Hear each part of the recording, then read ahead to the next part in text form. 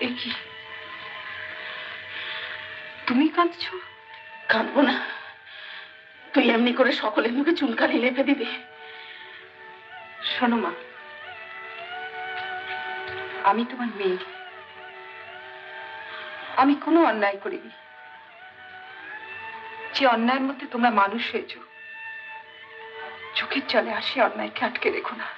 ওই মেয়ে এ বাড়ি থেকে চলে না যাওয়া পর্যন্ত আমি জলগ্রহণ করবো না, এই আমি বলে রাখলাম। শুনলে?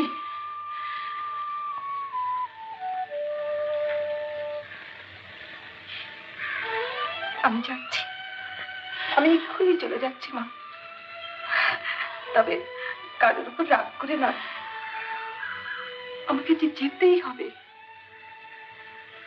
আমি জানি একদিন বাবার রাগ থাকবে।